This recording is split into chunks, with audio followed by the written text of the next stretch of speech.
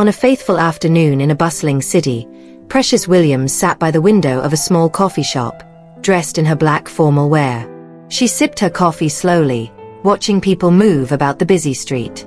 The warm colors of the shop made her feel a little better, but she still wasn't happy. At 28, Precious was a successful architect, one of the best in her city. But her love life was a mess. Unfortunately, even though she enjoyed great success in her career, her romantic relationships hadn't worked out the same way. Before we dive into the story in details and revealing the twists and tragedies of Precious' life's journey, please consider subscribing to this channel. Turn on the bell notification button for more interesting and amazing videos of this kind. Despite being surrounded by male colleagues, Precious's rigid personality managed to drive them far away. Her peers at work called her the Ice Queen, but none of them knew the real Precious, who was quite different outside the office. Her mother, Evelyn Williams, was always nagging her about marriage. Evelyn had set up so many blind dates for Precious that she had lost count. This was her 77th date and the second one this week. Precious didn't want to be here. She stirred a sugar cube into her coffee, wishing she could tell her mother to stop. But Evelyn wouldn't. She constantly compared her to younger women who already had children or even grandchildren. Precious sighed and touched her face. Her skin was still smooth, but it didn't feel the same as it had years ago. Back then, she had been excited about love. Now, she just wanted to find someone who wasn't too difficult to live with. Her date was late. Precious checked her watch. It had been more than 3 minutes. Normally, she would have walked out by now, but her mother had told her this man was special.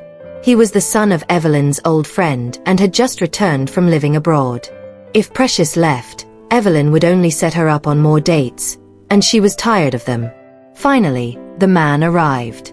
"Excuse me, are you Precious Smith?" he asked. "I'm sorry I'm late. The traffic was terrible." Precious looked up. The man, Benedict Adams, was dressed in a simple shirt and trousers. His shoes looked old, but he had a kind smile. "It's okay," Precious said, forcing a smile. "I just got here." But inside, she was annoyed. Everyone knew the traffic in this city was bad. Why hadn't he left earlier? Still, she decided to stay and give him a chance. Benedict sat down, and they ordered coffee and snacks. He asked about her job and hobbies. His voice was calm and gentle, and Precious found herself talking more than she expected. Benedict was not like the other men she had met. He seemed honest and didn't try too hard to impress her. However, she noticed something strange. Despite dressing like someone struggling financially, he spoke with confidence. He seemed to know a lot about architecture, even though he claimed he wasn't an architect. "Have you studied buildings before?" Precious asked. "Not really," Benedict said with a smile. "But I like to read about them. I think buildings are like stories. They tell us a lot about the people who live in them." Precious nodded, surprised. She hadn't expected someone dressed so simply to think like that. As they continued their conversation, Benedict's phone suddenly rang. He glanced at the screen briefly, then silenced it, placing it face down on the table. Precious noticed his reaction and raised an eyebrow. "Aren't you going to answer that? It could be important." Benedict shook his head with a polite smile. "It's nothing urgent. I don't want to be rude." Precious's curiosity was piqued. "You should pick it up. I don't mind waiting." Benedict hesitated, then let out a small sigh. "Okay, if you insist. I'll just step outside for a moment." He grabbed his phone and excused himself, walking toward the coffee shop's entrance. Precious sipped her coffee, her eyes following Benedict as he stepped outside. Something about his body language seemed off, nervous, maybe even guilty. Her instincts told her to pay attention.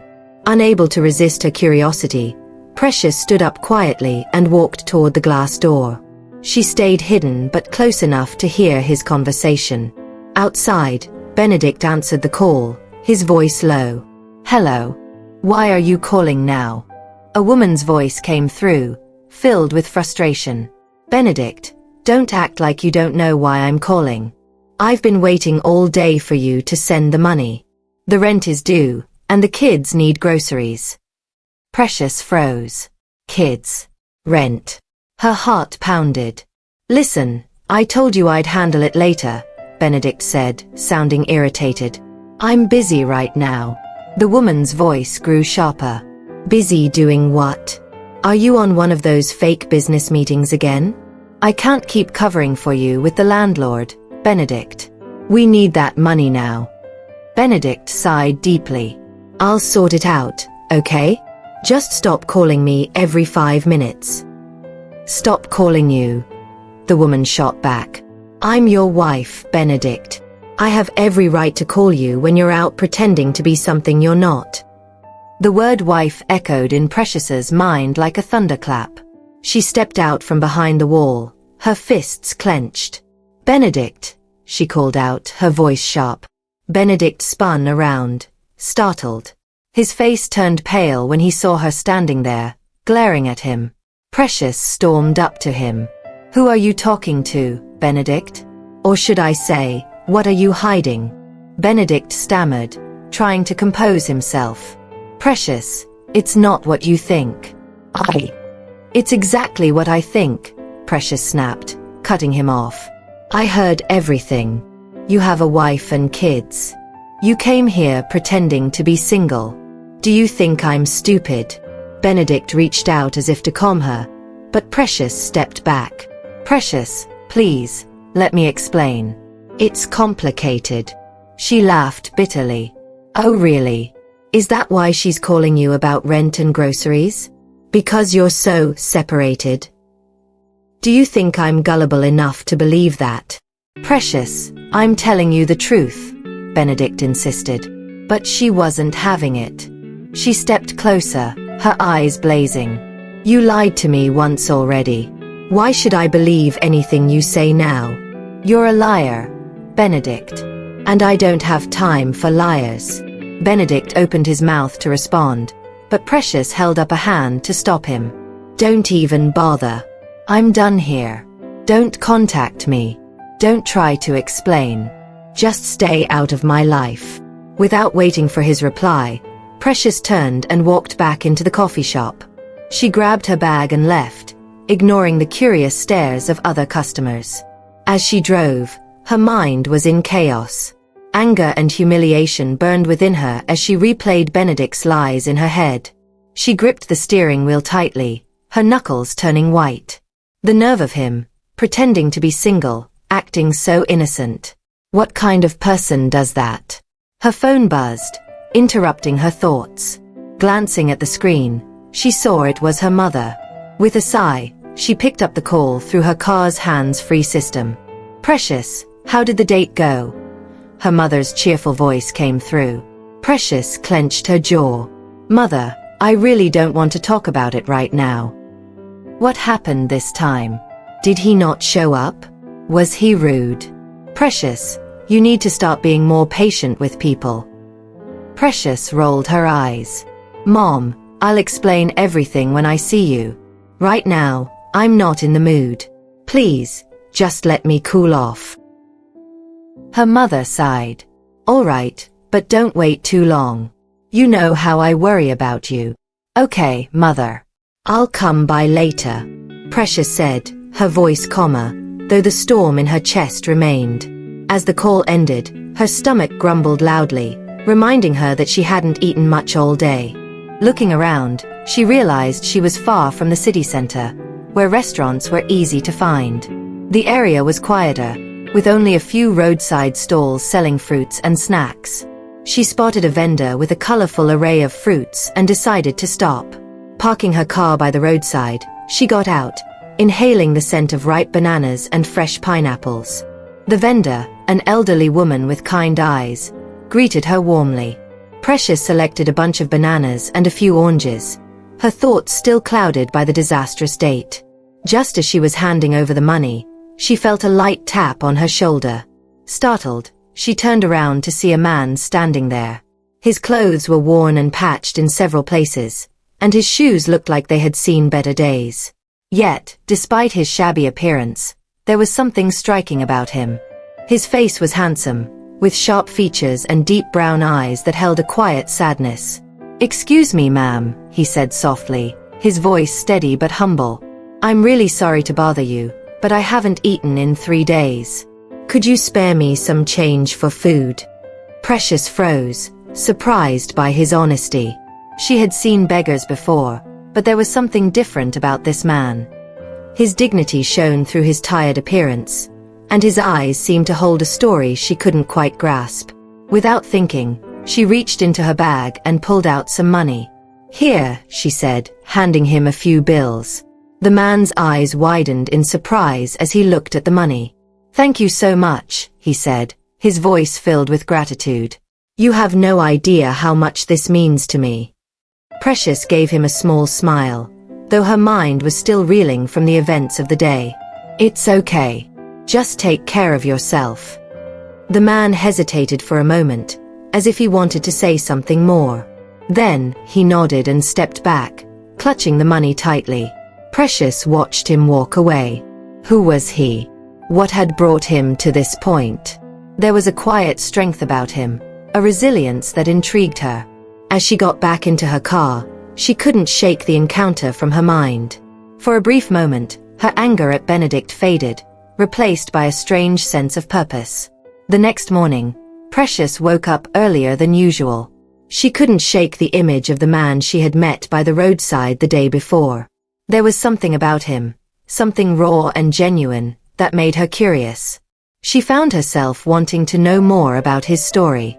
After her morning coffee, she decided to go back to the same spot. She wasn't entirely sure if he would be there, but something in her heart urged her to try. When she arrived at the roadside stall, the elderly fruit vendor greeted her again with a warm smile.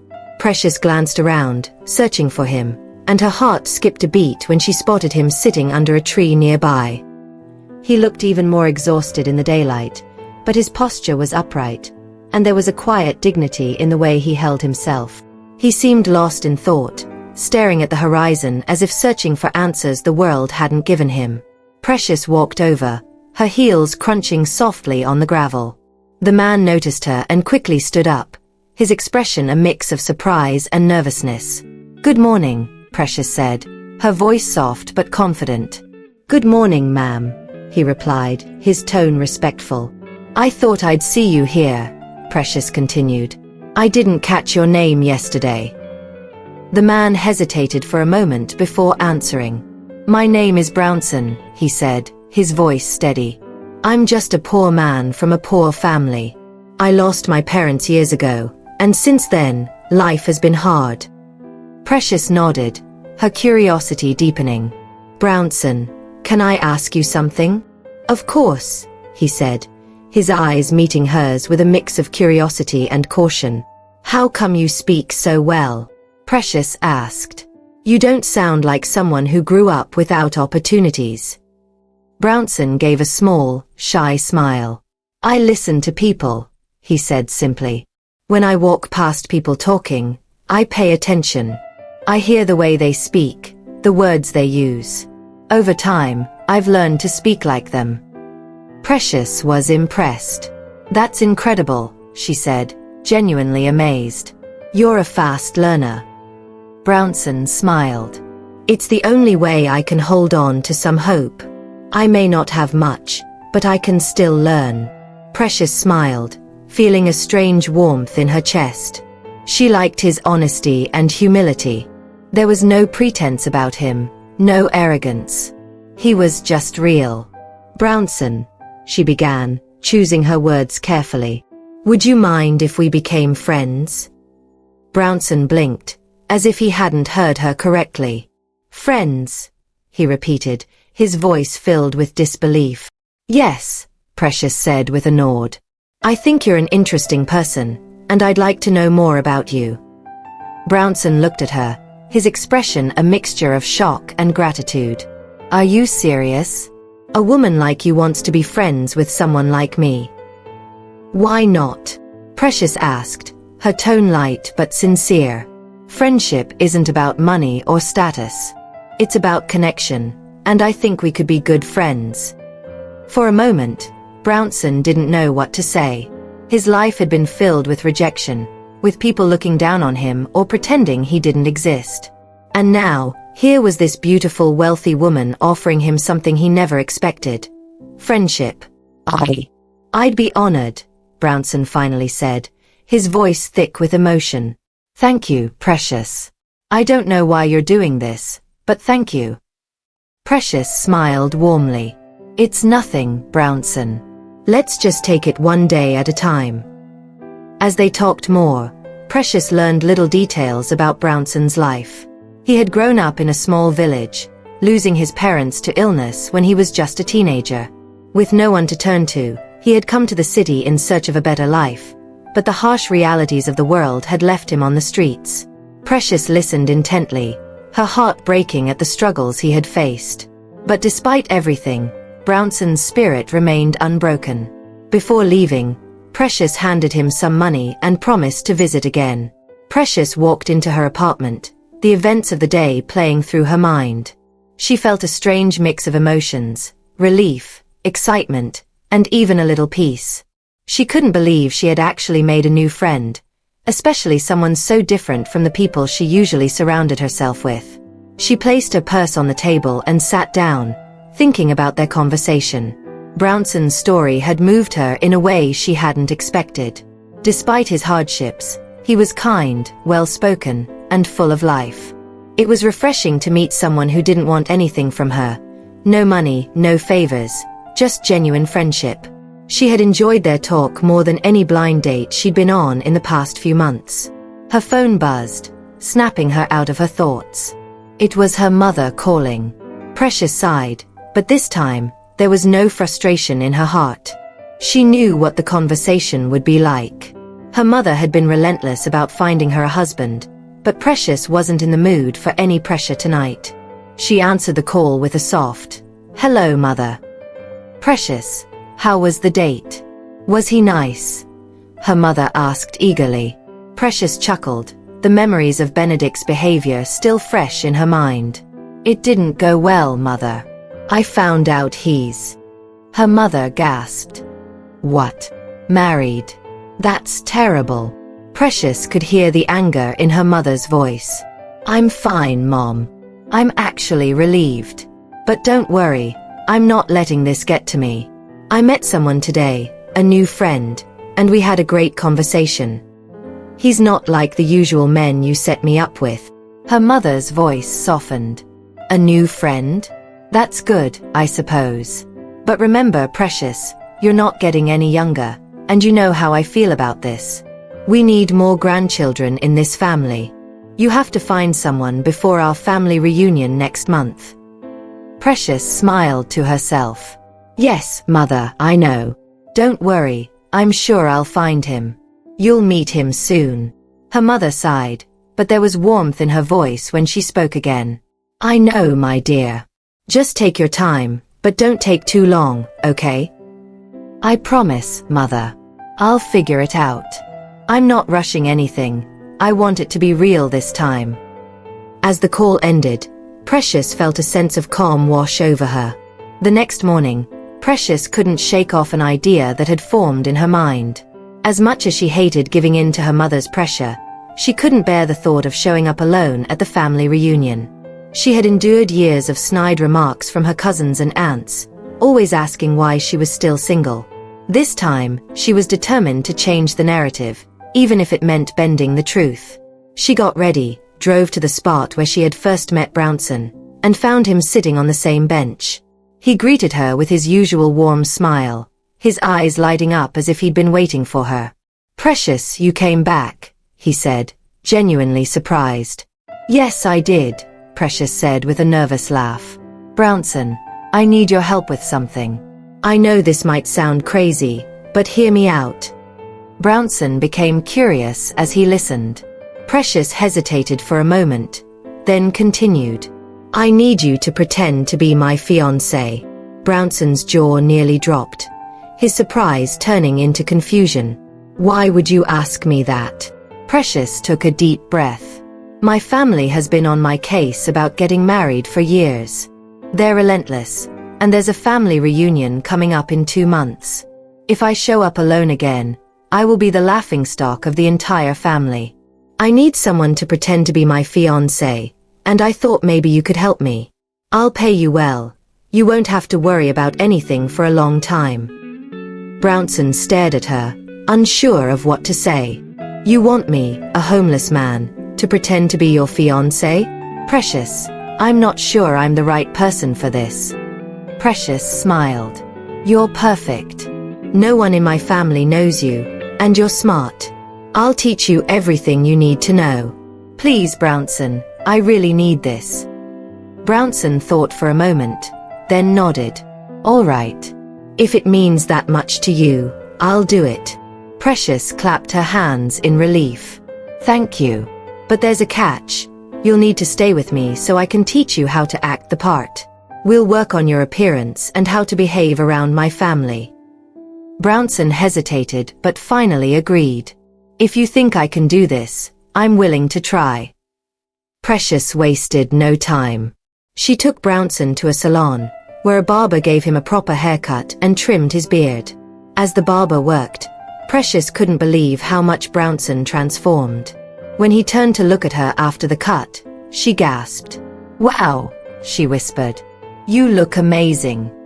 Brownson rubbed the back of his neck, embarrassed by her reaction. "It's just a haircut, Precious." "No," Precious said. "It's not just the haircut. You're actually very handsome." They left the salon, and Precious took him shopping for clothes. She picked out several outfits for him: suits, casual wear, and even shoes. Brownson looked uncomfortable at first, but Precious encouraged him. "You will need these if you're going to convince my family you're my fiancé," she said with a smile. By the time they were done, Brownson looked like a completely different person. As they drove back to Precious's house, he looked out the window, deep in thought. When they arrived, Precious showed him to the guest room. "This will be your room for the next 2 months," she said. "We will start your training tomorrow. You'll learn how to act, talk, and everything else you need to know." Brownson nodded. "Thank you, Precious. I will do my best not to let you down." Precious smiled. "I know you will. Now get some rest. We have a lot to do." The next day, Precious was in her office going through some paperwork when her phone suddenly rang. She glanced at the caller ID and saw Benedict's name flash across the screen. She sighed, already irritated. Benedict had a way of popping up at the worst times, and today was no different. She reluctantly answered the call, trying to keep her voice calm. "Hello, Benedict," she said, her tone cool. Benedict's voice came through, filled with mockery and laughter. "Oh, you foolish girl. So you've chosen to spend your money on a poor man? I saw you the other day, buying clothes for him. With the way he looked so scared and nervous around you, I can tell he's very poor." "What nonsense."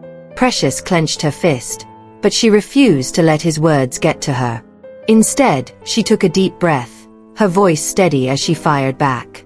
"At least he's not married, Benedict. He's more handsome, more intelligent, and more respectful than you could ever dream of being. He's not married, unlike you, pretending to be a good husband while cheating. And you know what? He's got class, something you will never understand." Benedict chuckled, thinking she was upset, but Precious wasn't done. She let out a quick laugh before adding, "And by the way, Benedict, they say a man who talks too much is trying to cover up something. You must be hiding a lot, huh? Like maybe the fact that your wife is the real man in the relationship." There was silence on the other end of the line.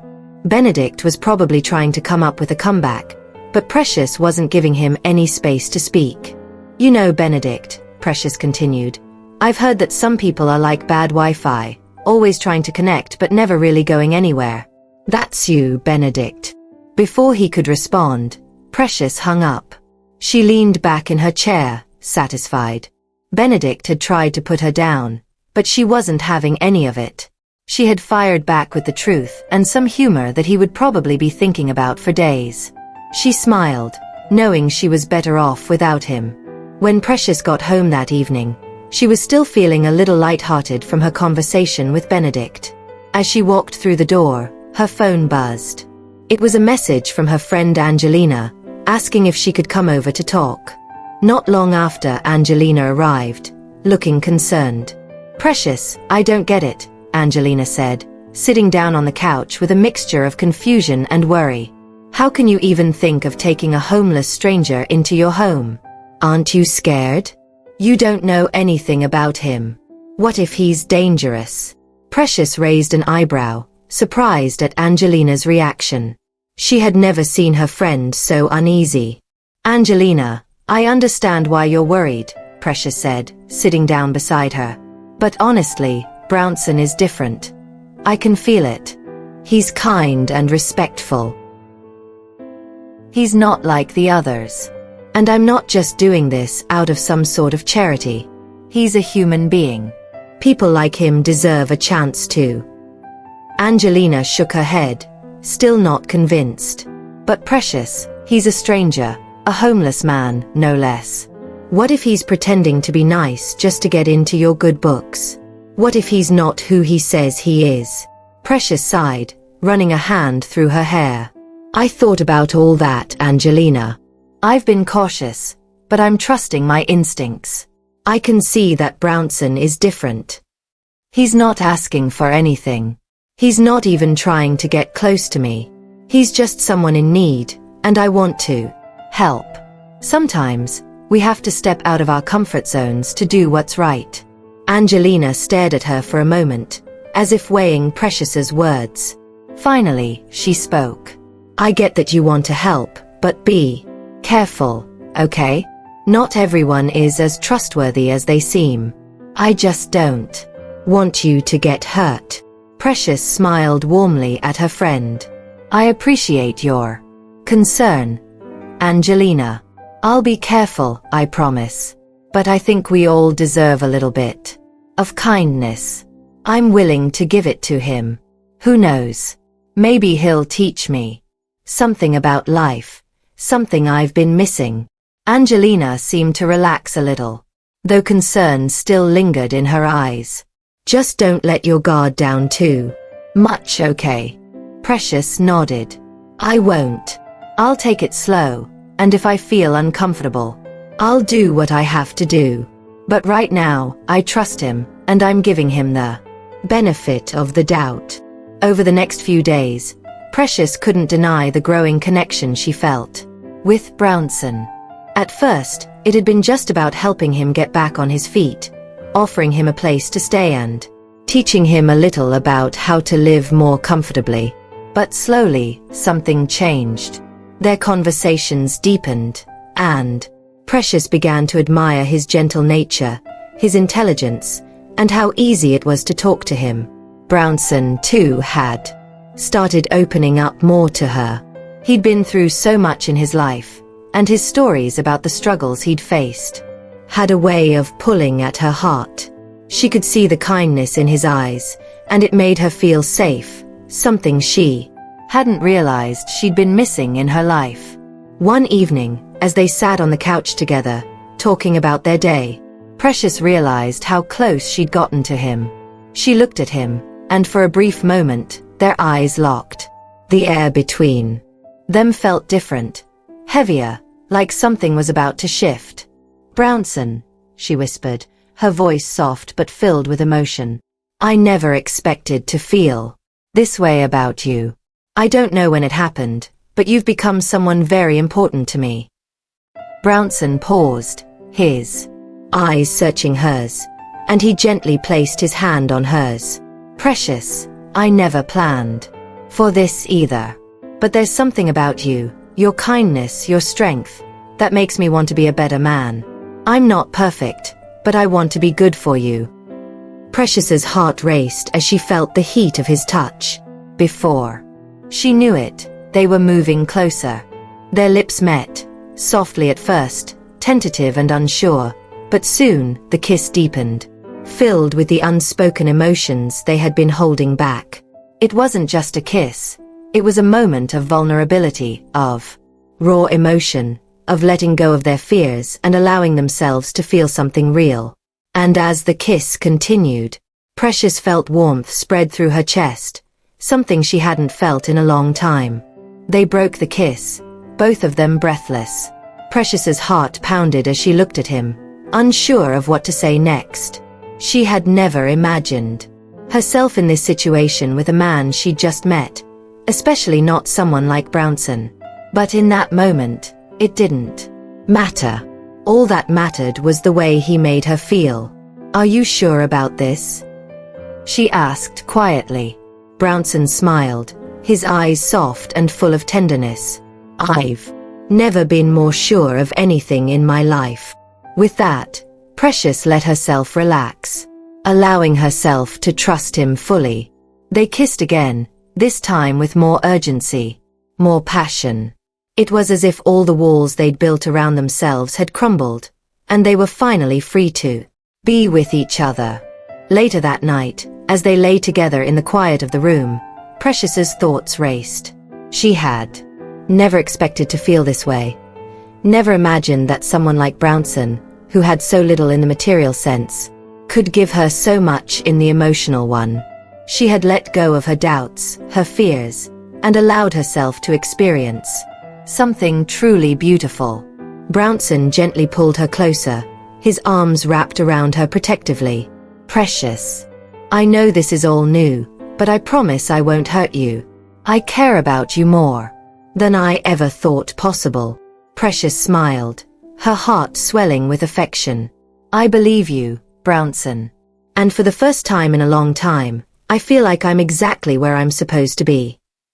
The next day, Precious and Brownson went to a jewelry store to pick out a ring.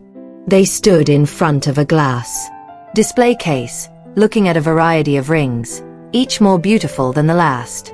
Precious had made up her mind to find something that wasn't too expensive. After all, the engagement was just a charade to impress her mother, not a real proposal. But as they looked at the rings, something unexpected happened. The store clerk, an older woman with kind eyes, approached them and smiled. "Is there a particular style you're looking for?" she asked. Precious hesitated, glancing at Brownson. "We just need something simple," she said. "Nothing too flashy." The woman nodded and led them to a different section of the store, where rings sparkled brilliantly.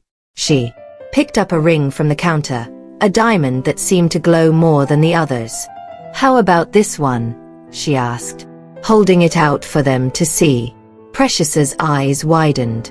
The diamond was stunning, so clear, so perfect. It looked like something out of a dream. "It's beautiful," she murmured, "but I think it might be a little too expensive." The clerk smiled knowingly. "Actually, this ring is already paid for. It's free for you." Precious blinked in surprise. "Free? What do you mean, free? How can a ring like this be free?" She could hardly believe what she was hearing. This ring was worth far more than anything she'd ever expected to spend on a simple engagement ring. Brownson, too, looked surprised. "Are you sure? It doesn't seem right." The woman nodded, her face serious. "It's a special gift from someone who wishes to remain anonymous. They've already covered the cost, so this ring is yours, no charge." Precious's mind raced. "But why?" she asked, still trying to wrap her head around what was happening. "Why would someone do this for us?" "I don't know, dear," the clerk replied with a smile. "But some gifts are meant to be accepted. No need to question it." Brownson, sensing Precious's hesitation, gently placed his hand on hers. "Let's not refuse a gift. We've come this far, and this may be a sign." Precious wasn't sure what to think. A free ring that expensive didn't make sense. But Brownson was right. Sometimes, gifts were meant to be accepted, even when they didn't come with clear explanations. She looked at him, his calm demeanor reassuring her. "All right," she said, still uncertain but grateful. "We'll take it." The clerk smiled, wrapping the ring carefully and placing it in a velvet box. "I'm glad you've chosen it. I hope it brings you much happiness."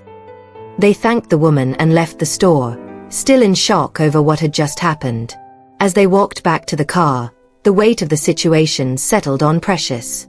The ring was worth 3 times the price of her house. It didn't make sense. Who would give away something so amazing without any strings attached? When they arrived home, Precious sat down, staring at the ring in her hands. Brownson sat next to her, his own thoughts swirling. "I don't know what to make of this," he admitted. "It's strange. But I think it's a good thing. Maybe someone out there is watching over us." Precious nodded slowly, still confused but comforted by his words. "I don't know. It feels like we've stepped into a story that doesn't belong to us." Brownson smiled softly, placing his hand on hers once more. "Sometimes life has a way of surprising us. I believe this ring, this gift, is just another step on the path we're meant to follow." Precious looked at him, her heart swelling. "I never imagined something like this would happen, but I'm glad we're in this together." He nodded, pulling her close. "Me too. No matter what happens, I'll be here, and we'll figure this out together." As Precious held the ring in her hand, a sense of calm washed over her. She might not understand everything that was happening, but one thing was certain. Her life was changing in ways she never expected. Dear viewers, who do you think is the mysterious person that paid for the diamond ring? Could it be someone connected to Precious? Or Brownson? Or is there an unexpected twist waiting to unfold? What do you think will happen in part 2? Will Precious and Brownson discover the truth behind the gift? Or will new surprises await them? Please share your thoughts in the comments below. Don't forget to subscribe to this channel and share this story with others. Part 2 of this journey will be even more exciting and filled with unexpected twists. Stay tuned for the next chapter of this amazing story. Stay safe, stay healthy, and stay blessed. Thank you for watching.